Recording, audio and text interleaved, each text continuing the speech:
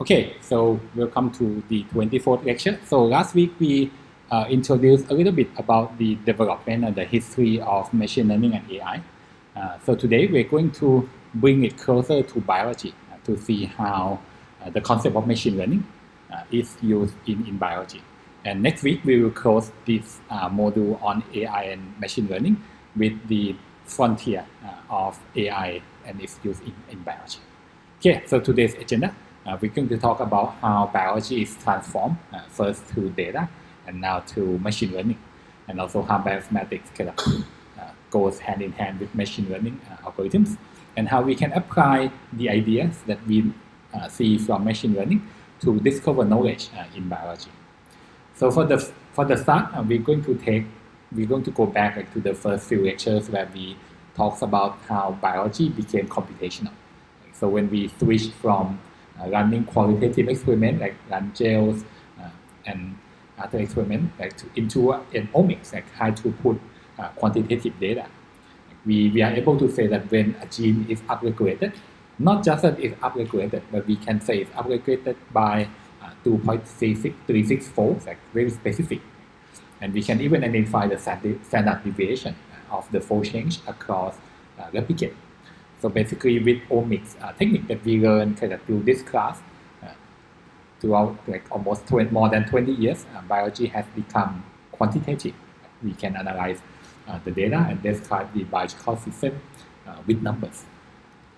And in the early lectures, we learned about how we can apply quantitative and computational thinking to biological data. When we want to compare expression level of genes or protein across conditions, we know that we have to consider both the mean, to subtract the mean to identify the difference, and also to divide it by the variance to understand the variability and the deviation of the data. But with this score alone, we don't know how high of a difference is significant, how high is good enough. When we learn about metagenomics, we learn about entropy that can describe the diversities of bacteria in the sample. And we can say that in the example on the left, there is less diversity than the example on the right. But we still need to be able to assess in terms of statistics, how high is high, how much entropy is considered high, how low of entropy is considered low. So that's where statistics came in. So statistics help us provide an objective cutoff to the fold change, calculate the p-value, calculate the false discovery rate, so that we can say for sure, when a gene is upregulated, is it significantly upregulated. But another theme in this class is that statistics alone is not enough. Statistics help you assess the significance if you already have some observation. But in omics data, sometimes it's not easy for you to calculate the score for the observation.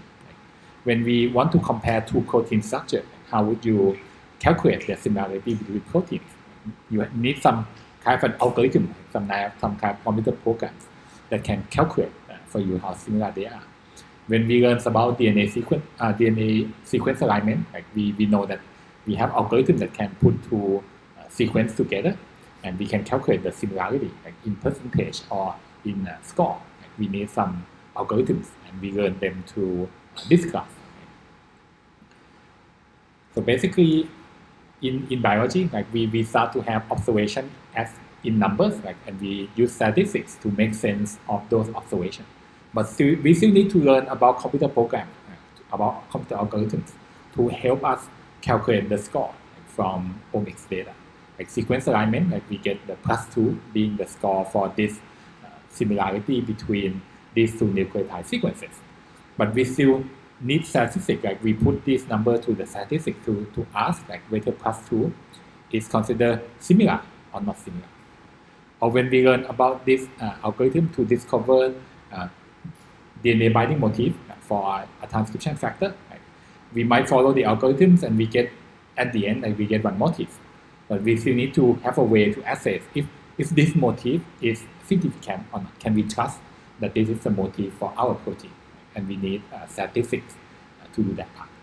So in computational biology, in the past, is a synergy between algorithms from computer science and statistics. We need algorithm to process omics data to identify the best possible answer in your data. Which part of the sequence align together? You need an algorithm for that. Which part of the DNA sequence is the binding motif? You need an algorithm for that. And then statistics provide you an objective cutoff to say when the alignment is considered good enough or when the DNA motif is considered trustworthy. So you need to know both algorithms and statistics to use them together to interpret the data. But nowadays, we're going to go into a new era where we need machine learning. So to give you some example, there are situations in computational biology, in bioinformatics, where we cannot solve with statistics. For example, when we learn about identifying genetic variant, like mutation in the patient, there are many filters. If you read papers in this field, like when people want to identify mutation in a patient, there are many filters that they apply. What's the quality of the base? That's our call. How much can we trust this to be a T and not a C? There is a quality from the sequencing data. And we also need read depth, like how many reads shows the T versus how many reads shows the C. We need to consider the number of reads and the frequency, how often do we see T over C. And we also need to consider if this C to T mutation, is it something that's common in the population, or is it something that you only see this once?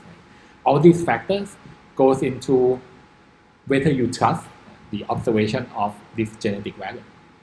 But we have no statistical model that can tell you if the base quality is 40, if the read depth is 5, if the early frequency is 0.3, like how trustworthy is this?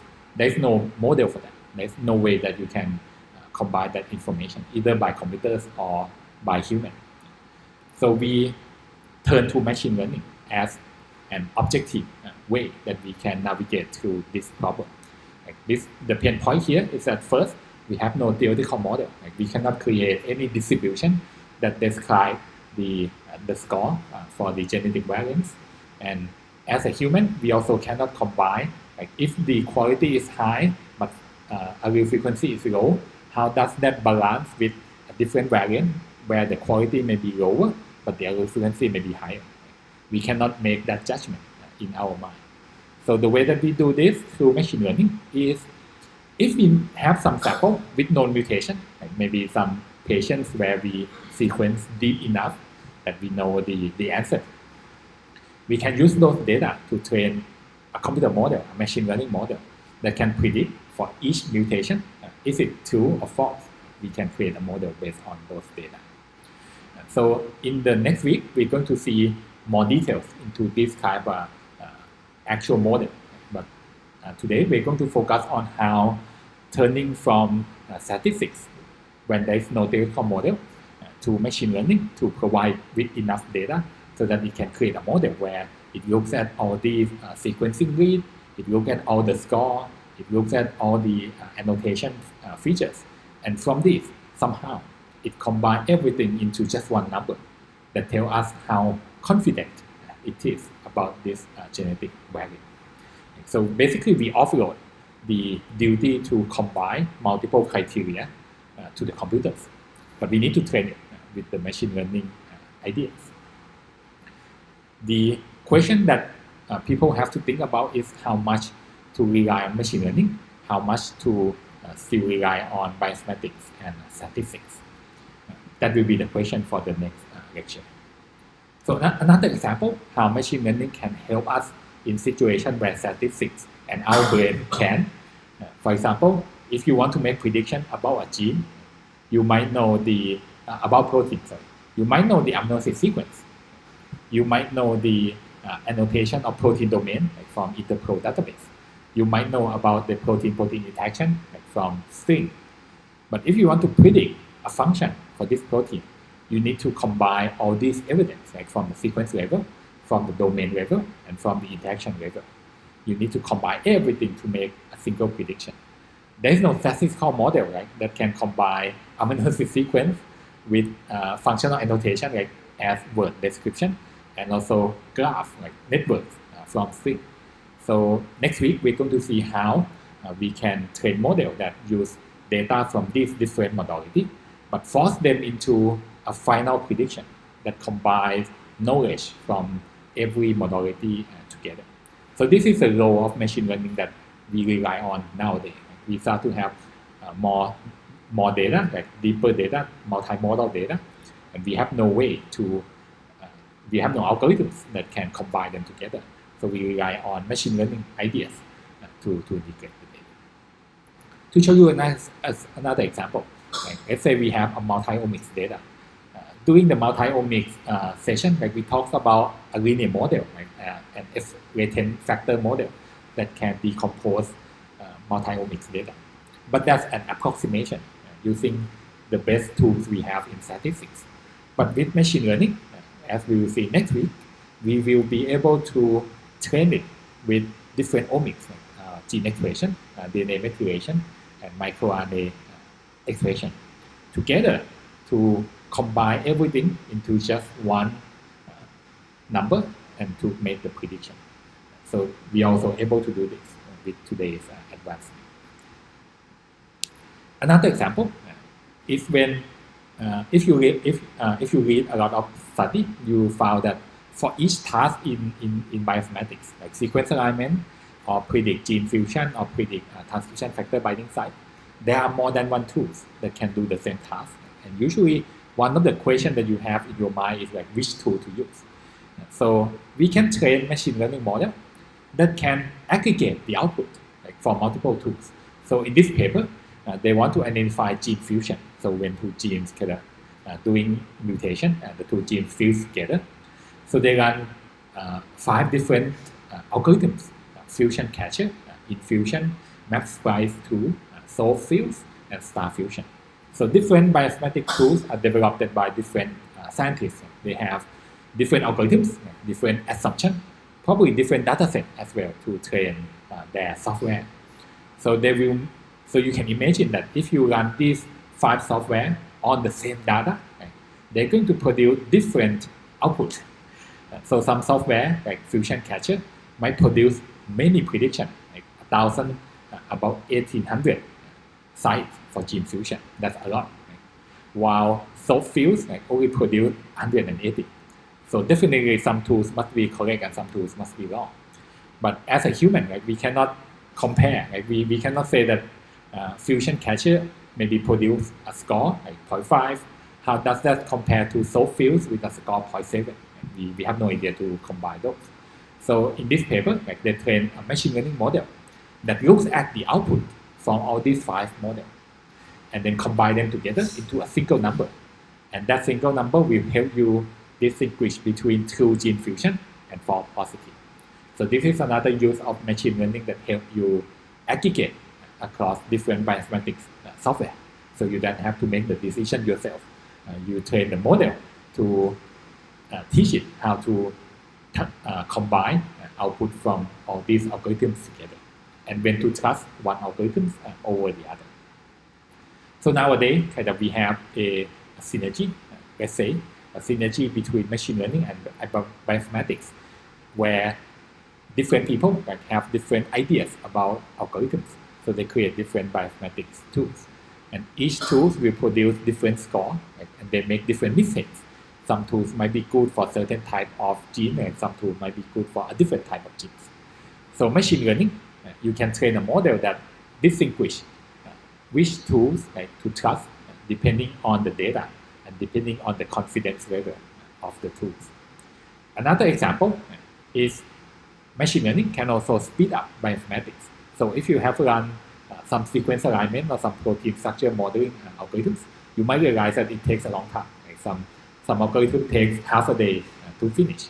So nowadays, people are trying to change the way that we perform bioinformatics from following the algorithm. If you imagine multiple sequence alignment, we have to align, let's say, 100 proteins together. The algorithm is slow because it has to try several ways to pair the protein together and then aggregate all 100 proteins into a single alignment. With machine learning, people are starting to try to use algorithm to identify the pair of the protein that should be aligned first. without having to try all the possibilities. We are going to predict protein 1 and protein 2 should be aligned together. And then we can follow that path so that we can faster instead of having to explore multiple different pairings of the protein. Machine learning can tell you kind of which pair to start, which pair to do next, which pair to do next. That will be kind of faster.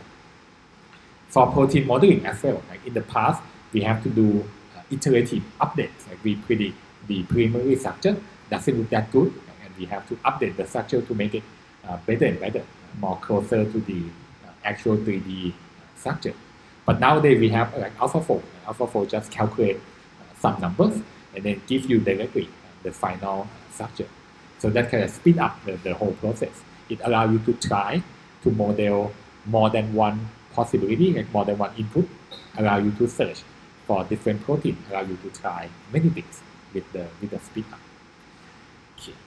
And in the context of biological knowledge discovery, I want to introduce you to two paradigms in machine learning. So last time we mentioned that in machine learning, you can have two ways of making the model. One is supervised, like you train the model to predict a certain output, and the models learn to do that. In another paradigm, like you don't have the output for the model to predict, but you want the model to identify similarity in the sample, like to cluster sample into groups that you can make interpretation or you can make visualization. So first, let's start with the unsupervised machine learning technique. How can we use these ideas to understand knowledge in biology? So there are two key techniques in unsupervised learning. First, you already saw in single cell lecture, dimensionality reduction. You start with data with multiple columns, like multiple numbers, but you want to visualize them on the screen, on the computer screen, where you only have two parameters, x and y. Another one we saw briefly in the single cell lecture, and I kind of saved the content for this one, is the clustering. So you want to know, like in your cells, like how many cell types there are, like in your patients or in your animal cohort, how many subtypes there are. So we want to be able to cluster or group samples together, either based on their omics profile or maybe based on their phenotype profiles. So let's recap with dimensionality reduction a little bit. So the setting of dimensionality reduction is we have the original data, and it has a lot of dimension, a lot of measurement. But the goal, one of the goals is to visualize the data on the screen. But we want to visualize the data in such a way that we still see the original structure, the similarity between samples. We want to preserve that information as much as possible onto the two dimensions to visualize. And we saw how successful these techniques were with single cell data. Like when we visualize single cell RNA sequencing data on 2D, we place one cell as a dot on the screen. We are still able to place the cell with the same type together. Neutrophils are together on this side, and multipotent progenitors and other B cells and C cells are located on this side. Even though during the course of dimensionality reduction, we never tell them which cell is B cell, which cell is T cell. So they only look at the similarity and differences in the gene expression profile in order to create these visualizations. So we already saw how useful they are to visualize large data like single cell. In your assignment, you actually saw some more use of dimensionality reduction. So for example, when you analyze transcriptomic data, even bulk transcriptomic data. So this is a study of colorectal cancer, and there are about 90 cancer cases and 6 normal samples. So one of the features from the tools that you use is this UMAP visualization. So it has the same concept as when you saw results for single cell. Like for single cell, we place cells with similar gene expression profile together on the plot. In this case, we place patients with similar bulk transcriptomic profiles together on the plot. So from this visualization, it allows you to generate some hypotheses already. You can see how different the normal and cancer are. Like there's a big gap in between. So you can tell at a glance that, okay, in this cohort, there is a clear change in gene expression in cancer. None of the cancer sample looks anywhere near normal sample. The second thing you can see is how tightly clustered the normal samples are. So you can see that the normal mucosa that they collect from different patients, like from 6 different patients, you can expect some biological variation, right, from patient to patient. Their colon cell doesn't have to be exactly the same. But in this case, you can see that they are really close together. So there's a minimal variation in gene expression across patients. So that's a good sign that your control might be able to capture the diversity of the patient. If you see 6 normal cases, like all scattered, you have to worry. How come your normal control have so high biological variation? And you have to worry about the statistics. If your normal samples are highly scattered, do you have enough sample to capture the actual biological variation of normal mucosa? But in this case, because it's tightly clustered, you can be a little bit safer in your interpretation that I probably have enough normal sample, to capture the biology of the normal colon cell. When you look at the cancer sample, one thing that you can notice is there seems to be some separation between this group and the other group. So you can make some hypotheses that maybe there are patients with different molecular subtypes. We saw some example that not every cancer patient has to have the same mutation, not the same gene expression. So in this case, we can start to make some hypotheses that maybe this cohort, the cancer sample, maybe they might have different subtypes, and you can go and check other demographic data. Right? Do these cluster based on the age of the patient, based on the stage of the tumor, or based on other factors. In this cohort, there are some metastasis cases as well. So you can explore whether this kind of separation of sample among the cancer group that it corresponds to any metadata or any biological explanation. So by just visualization, right, before doing any statistics, you can already make some assessment of the data. In another assignment, you are asked to go to the UCSC cell browser website. You can pick different cell types, and they will visualize for you the sickle cell data for that tissue or for that organ. So this example is for cardiac cells from the heart. And on this visualization, you can select specific genes to show the expression level. So this kind of visualization using dimensional reduction help you confirm whether a gene that you suspect is it a marker for certain cell type or not by visualizing the expression on here.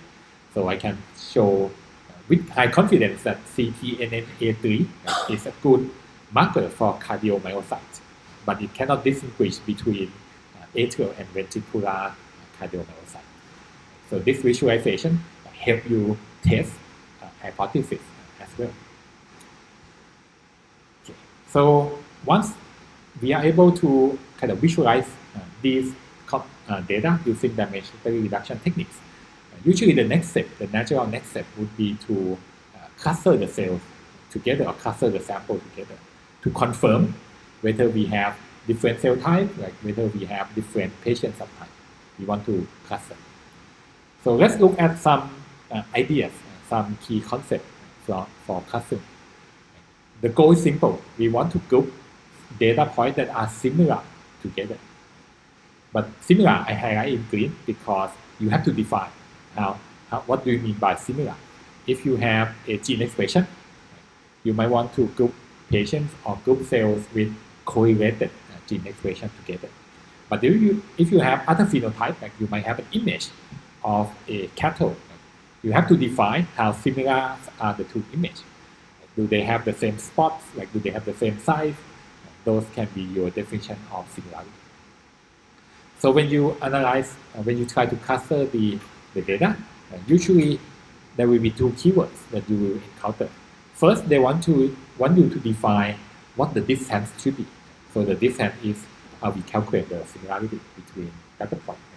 Correlation for gene expression, maybe the shape and the size for objects in the image like cells or animals. The second term that you will see is called linkage.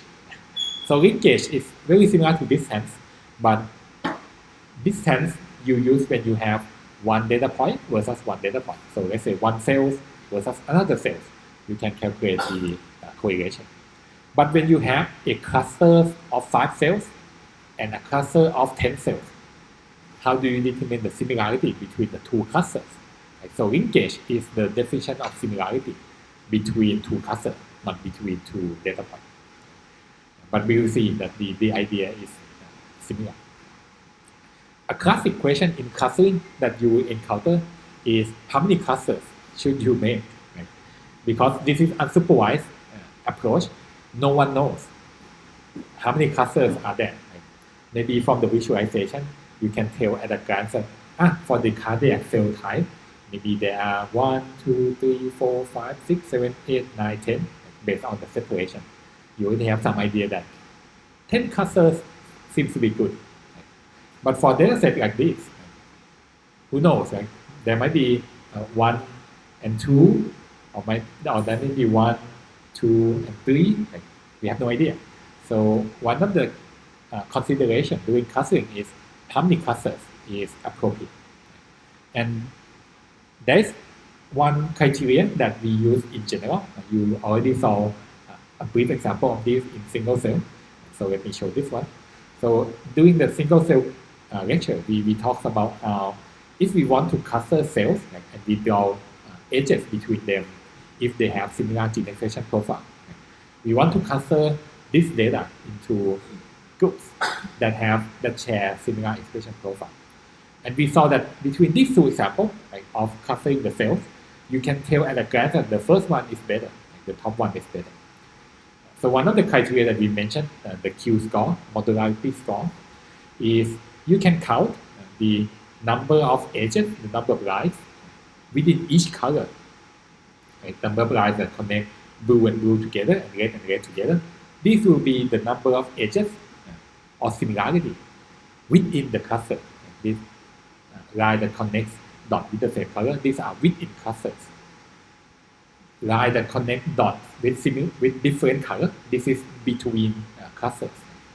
So the idea, the difference in between the top and the bottom example is the top example, most of the edges, most of the similarity occur within cluster. There's only one similarity that occur across cluster.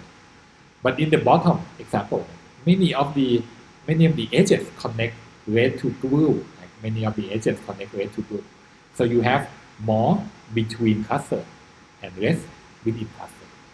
So one of the simplest criteria for clustering is you want to maximize within cluster similarity and you want to minimize between cluster similarity. And there are many scores for that. So the modularity score is one variation of this concept, and we will see one more variation in this lecture. So we already saw this example a few lectures ago that with clustering, we can identify very useful biological information. In this case, we can identify subtype for colorectal cancer patients that correlate better with treatment response. So now we can classify patients and select the right treatment for some of them.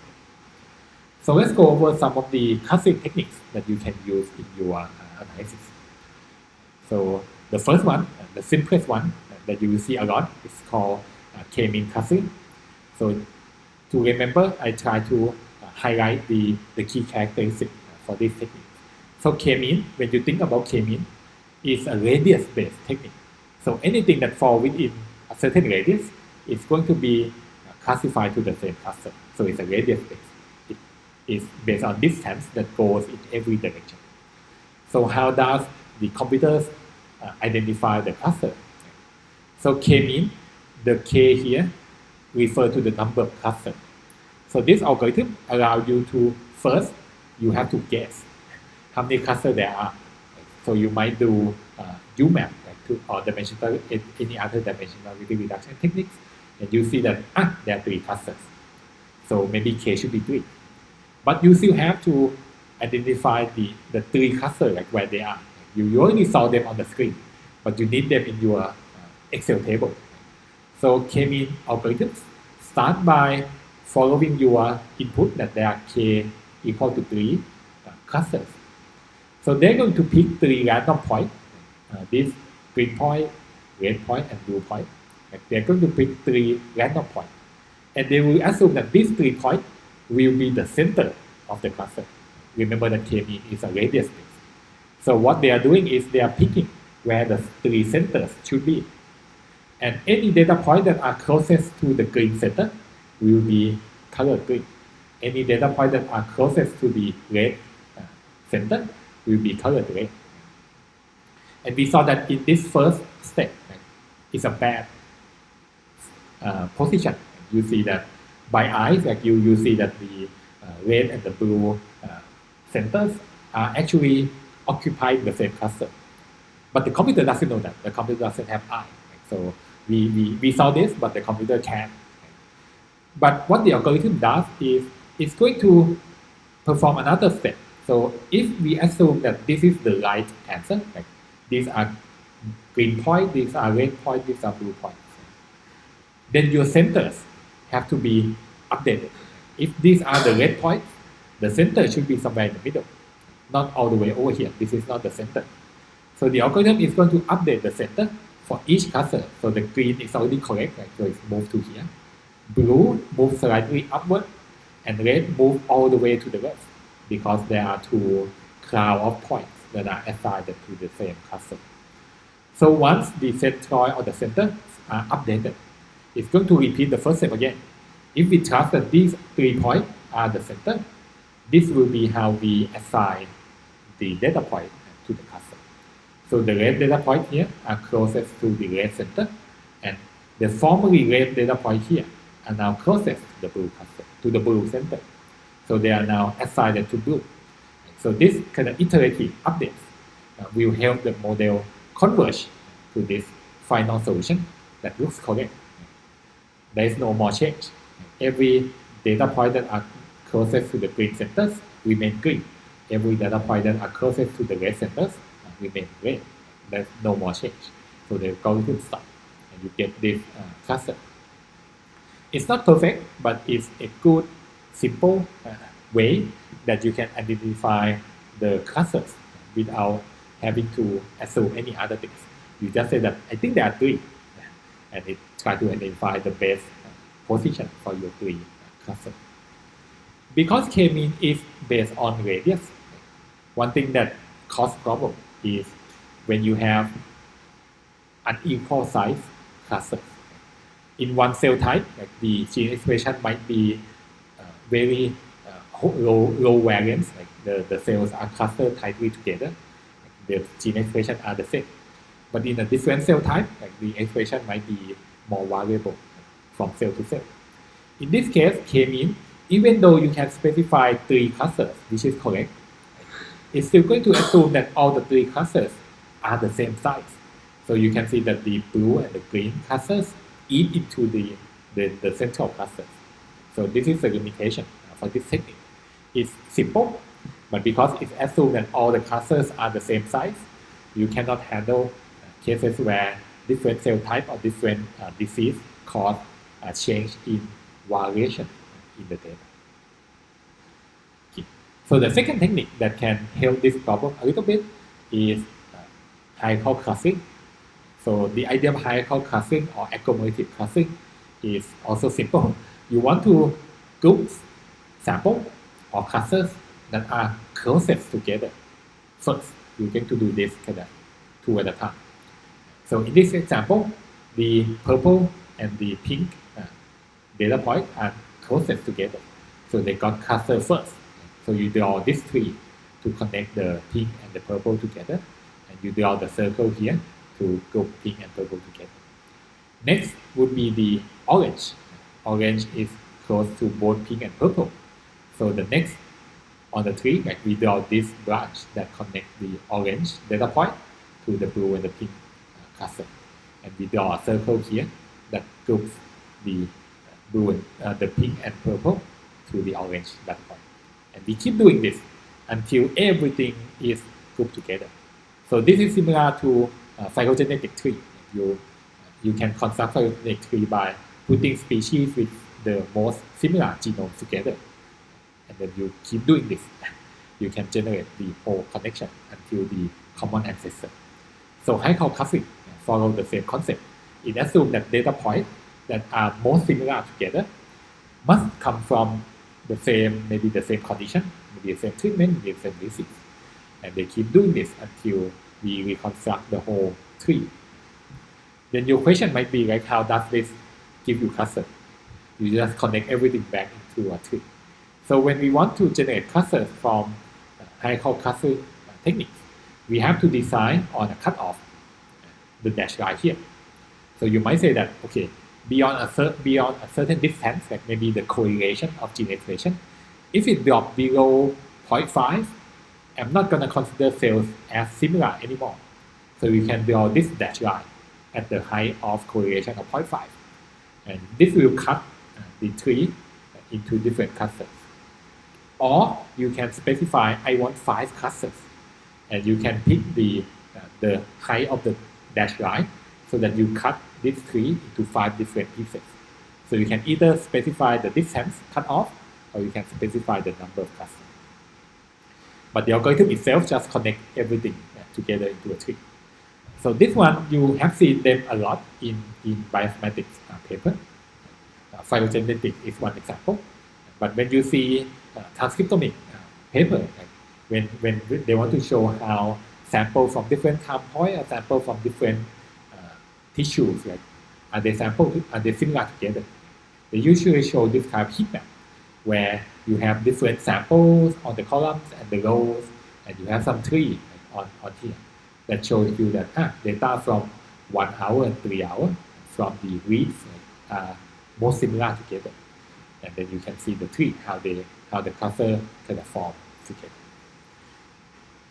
So most of the heat map from transcriptomic analysis usually are accompanied with this dendrograms or tree that perform the hierarchical clustering to show you how the cells or how the sample are grouped together. So in these algorithms, there is a step where you have to connect data point to a cluster. When this dark gray data point is grouped with these 2 green data points, the model have to calculate what's the similarity between the gray data point and this cluster. So it's no longer a 1 data point to 1 data point, but it's a 1 data point to a cluster, or maybe a cluster to a cluster. So this algorithm will ask you for the linkage. I mentioned that linkage is a distance for groups of data points. But the choices are simple. You can either select between minimal distance, so when you have 2 clusters of data points, and you want to measure the similarity. One way is to pick the data points that are most similar to each other. So when you see single linkage, this means that you want to calculate this smallest distance and use this as a cutoff to group A and B together or not. In another case, this is a worst case scenario. You want to pick samples from A and B that are as far away from each other as possible. And this will be your criteria for whether to group A and B together. But if you don't know anything, and you might wonder in your mind that, how do I know for this data set, should I use single or complete? If we have no specific knowledge about the data, you can always use average. So it's going to compute all possible pairwise similarity, pairwise distance, and take the average. And you will group A and B together if the average is low. And you separate them if the average is high. In another way that people do this is called the centroid linkage. So instead of calculating all possible distance, because if you have a large amount of data, like if you have 500 cells here and 400 cells here, you're going to have to calculate 400 times 500 similarity. So instead, sometimes people do a quick shortcut by first calculating the average gene expression for cluster A, and the average gene expression for cluster B, and then just calculate the distance between the average. So this allows you to get the approximate average distance in a shorter calculation. Okay. So for the third technique, so I'm going to introduce to you different techniques that have different kind of assumptions, because these will fit to different type of data. So we talk about k-mean first. Like we saw that it's good for data that are circular, right? Because it's a radius base, right? And it's good for data that are roughly of equal size for each cluster. If you have different variants for different cell type, k-mean probably couldn't work well. But for hierarchical clustering, it should be okay, because the shape of the cluster can change based on what are the similar samples. So your cluster can become elongated. Your cluster can remain circular, depending on how the samples, how similar are they. So hierarchical clustering is more flexible in terms of the shape and the structure of your cluster. But there are still certain situations where both of those techniques will fail. So let me skip to this slide first. So this is one such example. It might seem impossible to see in real life, like how would you get omics data that form circle, right? But in real life, there are other situations that can fool both k-mean and hierarchical clustering. And that's because when you have structure like this, right, if you assume that the samples have the same radius, it's going to span across different rings, because data points that are in the next rings somehow are closer than data points that are on the opposite side of the same ring. For hierarchical clustering, also, you can have samples that are similar, but they are actually across the different layers, across the different rings. So in this case, you want techniques that doesn't care about distance very much, but cares about the connectivity of your cluster. If you assume that the cluster should be connected, it shouldn't go jump across different rings. So this technique that I'm going to mention next, assume that your clusters are connected. So it can work in this kind of an irregular or weird configuration. So this is called DBSCAN. So DBSCAN is based on density of the cluster and based on the connectivity of the cluster. So for example, if you imagine you have single cell data and you have stem cells that are developing into differentiating into different cell types, your transcriptome is going to change gradually from the stem cell state to a more mature state until the differentiated state. Or if you have a time series gene expression profile from the patient or from the cattle, and you follow that those individuals over time, their phenotype is going to change gradually over time. So you expect your cluster doesn't have to be circular, but your cluster might be drifting in certain direction. So in this case, a distance-based technique wouldn't work, because it will include all these data points that are off in the other direction. But for DBSCAN, it's going to follow the direction where you have dense data points. Right? So they assume that you have many data points. And dense data point suggests that you have a single cluster throughout. And as long as you can find the next data point and it's densely populated with other data points, you can keep growing the cluster along this direction. So it works with both elongated cluster and circular cluster, because the connectivity, they're still connected. So for this algorithm, you now no longer have to define the distance cutoff, but what you have to define is the density and the connectivity, like how much density or connectivity should the cluster expand. Like when should it stop? Should it expand to cover these 3 data points, or should it stop here? There is some white space here.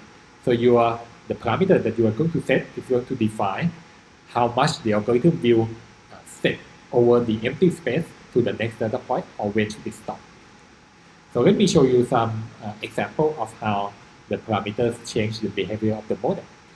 So the parameter is called epsilon, but you don't need to worry about what it actually means. But when you change the epsilon, if you use a high epsilon means, in this case, high epsilon means that the algorithms is allowed to jump over the white space to expand the cluster. So with epsilon of 1, everything here are called as a single cluster. So the model can jump across this gap and this gap to connect everything together. So basically 1 is too high here, it's bad. So you reduce maybe from 1 to 0.5. So now the model identifies this orange cluster as a single cluster, but it still connects these two because 0.5 is not low enough to make the model stop here. So if you go down further to 0.33, now you have 3 clusters. Looks nice. So one of the heart of unsupervised techniques, both clustering and dimensional reduction, is you have to visualize the data. So that's why they both usually come together. When you do clustering, you want to inspect the result to ensure that the parameter that you choose or the choice that you made, the algorithm that you picked, works very well on the data. So you have to kind of visualize. So in this case, you might not know that whether 0.33 is it already perfect. Should I go further, lower? So if you reduce the number further, from 0.33 to 0.25 to 0.2, 0.17, 0.14, what you notice is you start to see these outliers, these green data points are classified as outliers. So they are, even though they are next to this cluster, but there is still some gap between them and the actual cluster. So as you reduce the threshold lower and lower, the model is going to kick this data point out from the cluster. So if you go very low, you can see that the core of the clusters are only this small and the rest are called outliers. So you have to inspect the result and say that, okay, I think 0.33 and 0.25 somewhere around here should be the perfect setting. You don't want to kick many data points out as outliers. So this algorithm can differ from k-mean and hierarchical in a sense that for k-mean, you have to pick the number of clusters. For hierarchical clustering, you either pick the distance or you pick the number of clusters. For DBSCAN, you pick neither. You just say that, I assume that there should be white space, empty area like this, that separate my cluster. So regardless of how many number of clusters, you don't need to specify them. But the result will tell you whether you have 1, 2, or 3. So you get the number of clusters after you pick your threshold for the distance, for the connectivity. Okay, so let's explore one idea of how you can determine if a certain parameter is a good setting for your clustering result. So let's say I'm comparing two different types of clustering here. And on the x-axis, this is a common graph that you will see. So the x-axis, this is the number of clusters. So this algorithm can produce 2 clusters, 3, 4, 5, 6, 7, 8, 9, up to as many clusters as you want. You just change the parameters. But at each setting, as it produces 2 clusters or as it produces 10 clusters, what we are going to evaluate as a quality of the clustering, one of the ways is called a silhouette score. So the silhouette score, the idea is, let's say this is the result for the clustering, and you have 3 clusters. So what this score does is, we're going to go over each data point. So let's say we pick the data point x here, this data point x. So what we want to calculate as the quality score for this data point. So remember, like for clustering, what we want to maximize is the within cluster similarity, and what we want to minimize is the between cluster similarity. So what we are going to do with this data point is we're going to calculate all these distance within the cluster. Like the green edges, these are within cluster distance. And we are also going to calculate between cluster distance, between from x and every point in cluster B. This will be between cluster distance.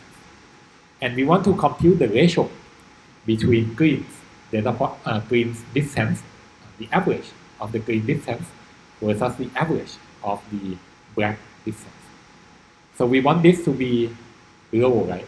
So we want the green distance to be low, and we want the black line here to be high, to be long. So basically, silhouette score is a ratio. Last week, it's a ratio between the average within cluster distance around this point x versus the average between cluster distance from this point x to the nearest cluster, nearest other cluster. And you do this for every data point. So for each data point, you need to calculate the average within group distance and the average between group distance. And you put all these scores together. That will be the y-axis. So if the algorithm produces a good clustering result, actually in this case, it's the inverse of that. So the higher is better. So for silhouette score, we're going to trace this graph for hierarchical clustering in blue.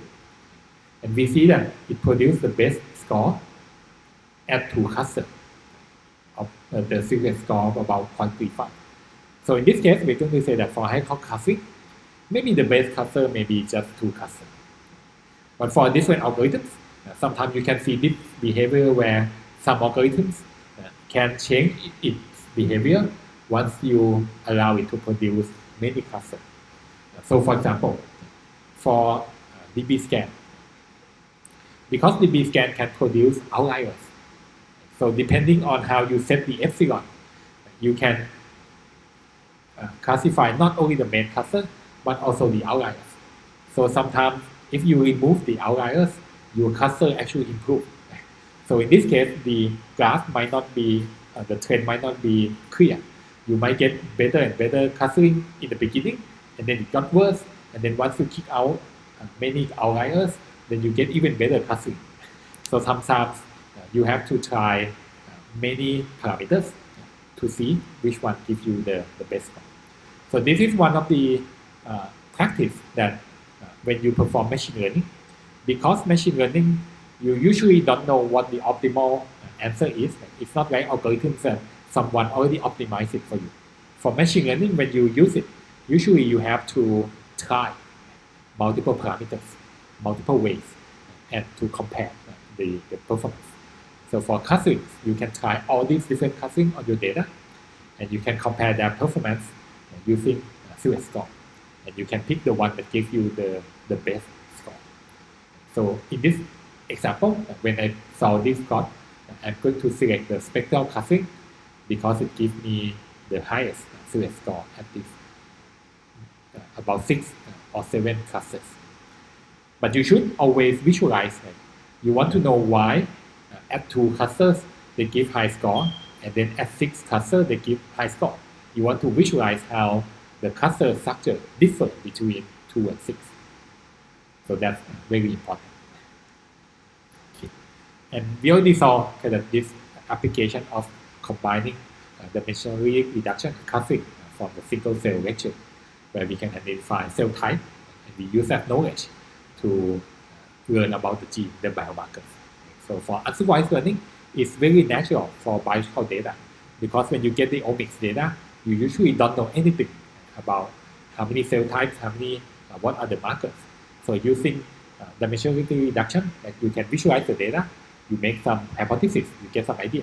And then using clustering, you identify the actual cell types, and then you identify the markers, the biomarkers from those cell types using differential expression.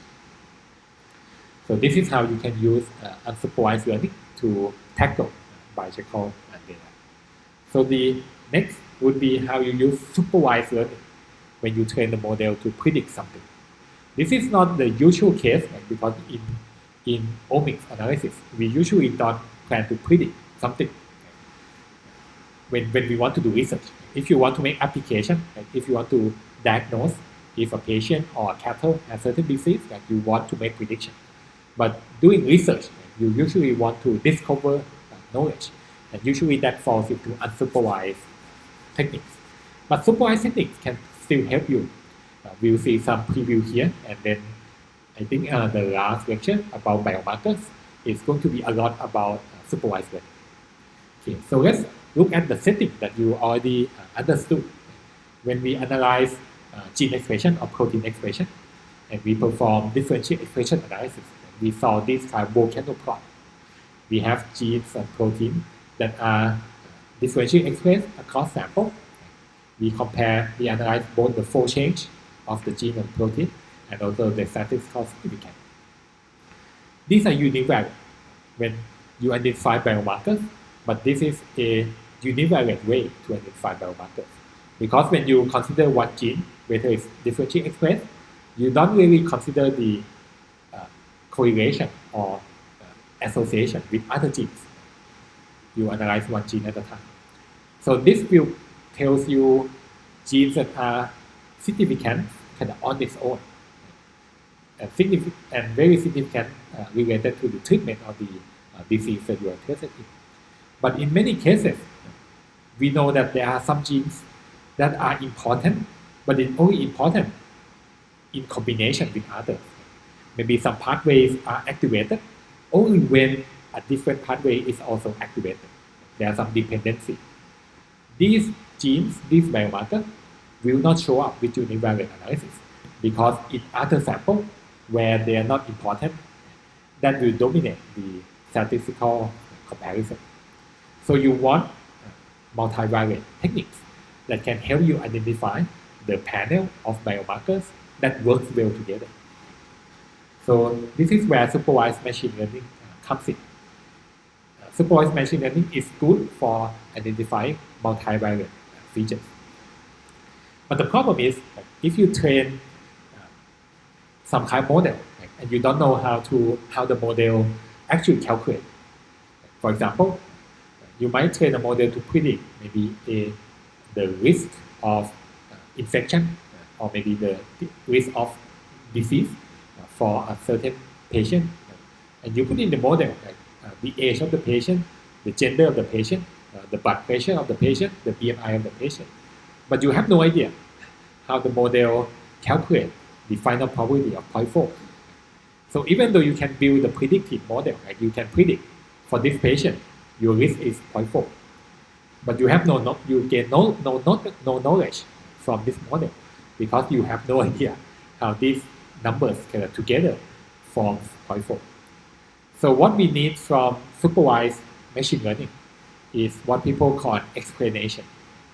So nowadays you might see a lot of terms explainable machine learning or explainable AI. So in this case, what we want to understand from supervised machine learning is not just the prediction, and not just that the prediction is accurate, but the fact that when we put in one patient or one sample, one cell, we can learn how much the BMI of 40 affect the prediction. So in this case, we want to see that BMI of 40, which is very high. Some people who generate this example is very extreme. BMI of 40 increase the risk of the disease by 0.1, 10%. High blood pressure, 180, increase the risk further by 10%. But the gender, being female, reduce the risk by 0.3. So maybe this disease is very prevalent in male, not in female. But being the age of 65 gives a very high change in the prediction. So in this case, you can kind of infer knowledge that, okay, this disease, based on the data that we use to train the model seems to think that it's a male-specific disease. Female doesn't tend to not have this disease, and it's high in people age, with people with high age. So you can learn something from the model, even though you are training it to make prediction. If the model can explain its decision to you, you can still gain knowledge from it. So some of the models that you have seen before, like logistic regression, these are what people call inherently explainable, because when you train a logistic regression, you have the coefficient for all your parameters. So you already know that if you increase the expression of a gene by 1 unit, like multiply the coefficient, you already know how much it changed the prediction, because it's just multiplying by the coefficient. But for some model, it might be more challenging to explain. Like last week, we showed some example about a tree model, where we might ask if gene A expression higher or lower than 1, yes and no. If yes, then maybe ask about gene B. Is the expression of gene B higher than or lower than 2? Yes and no. And based on the answer, you classify cell into different types, or you classify patient into different disease or different subtypes. This model, you also want to understand like how whether gene A is important for the classification, whether gene B is more important for the classification. So, but this model, you can still make sense. So let's think about the tree model. So in this example, it's used to classify the flower, I think, if I remember correctly. So it looks at the petal length, the petal width, to classify what type of flower it is. So it asks like, is the petal length less than 2.45 centimeters? If it's yes, then we answer some type of flower, maybe it's a small flower. But if it's larger, if it's smaller, if it's large, then we ask further, is the width small or large? And based on the answer, we can try to classify the flower into different types. So in this case, like we want to understand what's important. Is it the petal length or petal width or maybe the color or maybe something else that are important to classify this type of flower. But for the tree model, you can calculate the importance for each input, for each feature. For example, if you want to understand if petal length is important, you can ask how many times does the model use petal length in this tree. It uses the petal length here once, and then twice, and then third time. So, and then fourth time here. So out of 1, 2, 3, 4, 5, 6, 7, 8, like out of 8 questions, 4 of them is about petal length. So it must be pretty important because you need it 4 times out of 8. But for petal width, in this case, it's half and half. So in this case, the model uses petal length 4 times out of 8 and use petal width 4 times out of 8. So you know that both parameters are equally important for classifying the flower type. We can ask how often is a feature used as a question inside the tree model. Another criteria, you might ask, when petal length is used, it will separate samples in your data into 2 groups, yes and no. You might ask how many data points is separated, is segregated when you ask about petal length. Because some question, you might ask, is the patient older than 90? It's a question, but there might be only 10 people in your cohort that are older than 90. So that question, even though it's asked once, but it only affects 10 people. So the number of samples that are split by this question also contribute to whether the question is important or how many samples falls to this branch. Another criteria, you can also ask when this question is used, when this feature is used, does it clearly separate the flower type? So let's say if we take the example of patients. If you ask the patient about the blood test result, it might clearly segregate patient who got the infection and patient who didn't have the infection. But if you ask the patient about his age, it might not differentiate the infection status very well. So even though both are asked the same at once, one question is very important. It can segregate infected and non-infected. Another question doesn't. So the power of the question to segregate samples into groups is also a criteria to say whether it's important or not. So in the case of tree model, the keyword that you will see when you read papers or when you use the model, it will be called a Gini impurity score. So that measures how pure the features when you use it as a question, how pure does it separate your sample. So for tree model, you still have some hope of understanding the mechanism inside. But for many other models, beyond linear model and tree model, usually you have no easy way to understand how the decision is being made. So people try to come up with ideas that can apply to any machine learning techniques. So I'm going to introduce you to some of these. So first, this is called RAM, local interpretable model agnostic. So the keyword that I want you to emphasize here is the word agnostic.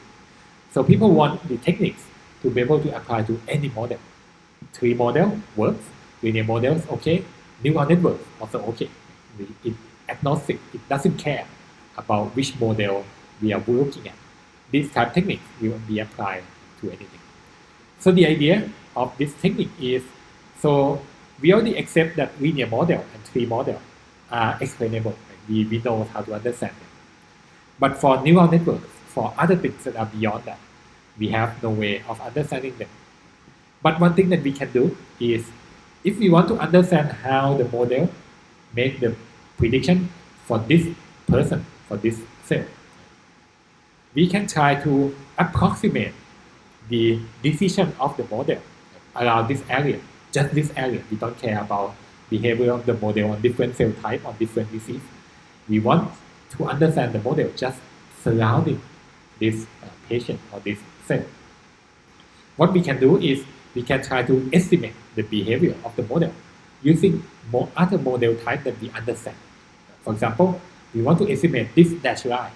So even though the neural networks or advanced model doesn't have a linear function that makes the classification, but allow a certain sample just locally around here, you might be able to approximate with a certain line.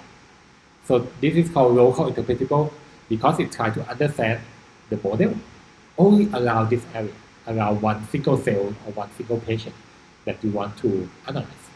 And they will try to approximate the behavior of neural networks around this area. And we can identify, if we can fit the behavior with a linear model, then we get the coefficient. We know how age goes into the prediction for this patient. We know how the blood test goes into the prediction for this patient, approximately around this area of the model. Another idea, this one is more interesting, is derived from game theory. So in economics, several people form a field called game theory. So they want to understand how people, how agents, how intelligent beings react to certain situations. And game is a well-controlled situation. Games have clear rules, clear regulation, so we can understand how people react or behave given a certain type of scenarios. So in this case, they're going to view a machine learning model like a sports team. So let me use the sports team example. So if you watch a sports team like soccer, when the match is played, like one team maybe won, like maybe with 2 goals to nothing. One of the tasks of sports analysts is to look at that game, that match, and try to identify who contribute the most to the match. Out of 11 people on the winning teams, who's contribute to that result. Like maybe it's a goalkeeper who saved many shots, like maybe it's the forward who scored the 2 goals. So you need to have some way. People need to have some algorithms to understand from 11 factors which one contribute the most and to quantify the contribution from everyone. We can build machine learning model also like a team. So it's a team that try to produce the accurate prediction. And by trying to produce an accurate prediction, it's going to use input from different parameters, like different factors. So basically, for gene expression model, like the expression level of each gene, those will be your players. So together, contribution from every gene comes together to make the correct, the accurate prediction. So they want to understand. And the way that we can do this, so that it doesn't, it's not specific to any model type, is you can withhold some data. Let's say you have a gene expression for 1,000 genes. So if you use 1,000 genes to build the model, you might get a prediction accuracy of 0.9.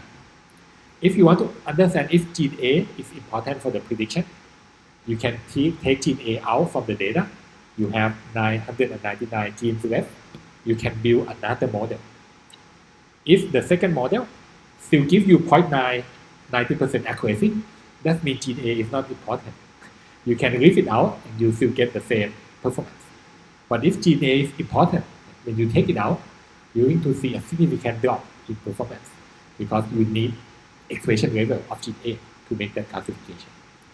So these techniques will iteratively remove some of the genes or some of the input from the data and evaluate if the model performance and the model output change. If the model output or the model performance doesn't change, these inputs are not important. If the model performance or the model output change a lot, in this case the performance drop, those features are important. So this concept can apply to any types of model. So for the last example, let's think about data that are not tabular. So all these techniques that we mentioned, we are imagining like gene being one column, clinical parameters being one column. But in the case of image, you are not going to remove a single pixel from the image and ask if it's important, because if you remove a single pixel, it's still fine. You can still see the dog with one pixel missing. You can still see the cat with one pixel missing. So for image data, they have to do something different. This might be too technical, but basically when we create a convolution model that we talked about during past lecture, like the model try to scan like different regions on the image to extract either geometric shapes or colors that can be used to classify cells or objects inside the image. The structure of the convolution operation, where it scans over different parts of the image, depending on how you design the architecture of the model, you can preserve that spatial information. Basically, you can trace the signal back that when I make the predictions that there is a cat, does the information come from convolution at the bottom or at the top of the image? We can trace the signal back to where in the image that the score came from. So in this case, this technique can trace it. When the model predicts cat, the score that it received that contribute to the prediction of cat can be traced back to convolution or kernel multiplication in the bottom of the image. And that's where the location of the cat is. Like when we apply it to the image of the cells, like when we detect maybe cell nucleus or other infection virus inside the cell, we can ask where in the cells that there is a convolution that calculates the signal, and that signal contributes to the identification of the viral particle or the nucleus. The programs will highlight for you with heat maps where the signal came from. So this is a way that people can make sense of which part of the image contribute to the predictions. So it's no longer about individual kind of parameters, right? Because image, every pixel kind of works together to convey the entire information. So the only thing we can do is to trace back where in the image did I get the signal to make that prediction. Okay. But some people also want to try this kind of ideas where if we think that the bottom part of the image is where the cat is, one thing that you can do following this game theory style is you can replace the bottom pixel with just empty, with just black color. If the model still predict cat, that means that this part of the picture is not important for telling that there is a cat. But if you remove this part, with maybe you put a black color on it, and the model now predict dog, so that means the cat disappeared. And this explanation that the cat is at the bottom of the image is correct. So for cells, you might remove certain part of the cells, and then if the model still predict the same answer, then that part might not be important for the prediction. Okay, so just to summarize, today we kind of dive a little bit more into the roles of machine learning in biological research in bioinformatics. And the focus is on how we can use ideas and concepts and techniques from machine learning to help us understand biological data. So I want to tie this with the usual way that we design experiment and research questions. We usually start with hypothesis, where we do some literature review, we get some idea. But now that we hopefully when you finish this class, you're going to become not just hypothesis driven, but also data driven. Once you review the paper, like they might publish some omics data, then you want to visualize that data. You want to put your own biomarkers, visualize on that data, and see if your biomarker can separate patients or samples in that cohort. So basically, we are going to turn ideas from hypothesis and use data, either with unsupervised learning, to visualize, to cluster, to generate ideas of how many groups of patients there are, what could be the biomarker for the cell type. And sometimes you want to go further. Like once you identify the patients into subtypes, like using clusters, then you want to know like which gene or which clinical parameters can be used to in practice to classify the patient. If you use differential equation or you use statistics, those are univariate. But if you want to make a multivariate prediction or multivariate biomarker discovery, you need to go into the territory of supervised learning. We want to be able to identify features or genes that are important for the predictions. And when you make the prediction, you get the genes, you can go back to unsupervised learning to visualize if your model suggests that maybe gene A is important for the prediction. You want to go back to the dimensionality reduction scatter plot and see how gene A is expressed in your sample. If it's high in cancer and low in normal, as the model suggests, because sometimes the model can find something that doesn't really make sense in terms of biology, but in terms of the noise and the by chance, the sample that you collect, that genes appear to be correlated with the outcome. So visualization is always very important. So this would be like a simple cycle of how you put together knowledge from biology to unsupervised and supervised. So that's everything I have for today.